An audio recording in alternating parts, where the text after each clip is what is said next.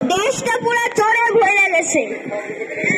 এটাই তো সেই মসজিদ, যে মসজিদে গত 2 বছর আগে জুতা চুরি করতে যাই ধরা খাইছিলাম। ও মাই গো মা, কি মাইনাই দিয়েছিল। ও মামা সে রাইট করে পায়ের গিরায় গিরায় সেট করে উঠে ইমাম সাহেব দাঁড়াই গেছে।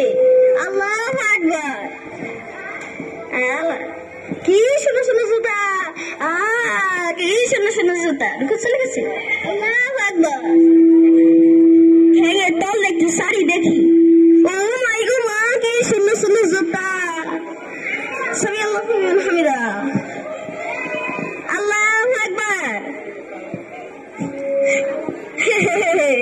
আপনার কাম আপনি করেন, মোর কাম মই করবো।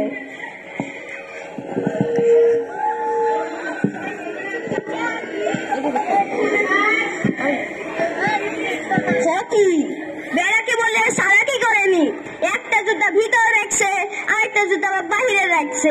কত বড় খারাপ বেশ, এরা নিমুই না।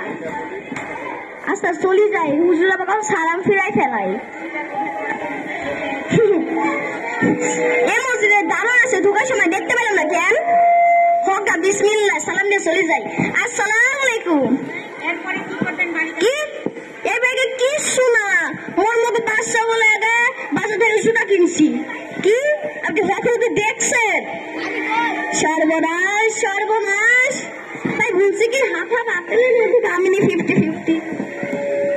সারেন জি কান্দারে লাগছে, কান্দা আমার ছোট কান্দা সাইডে। হ্যাঁ কি চুরি করা মহাপাপ। চুরি তো মই একাই করে না, আমার বাবা করে পাশের মসজিদে।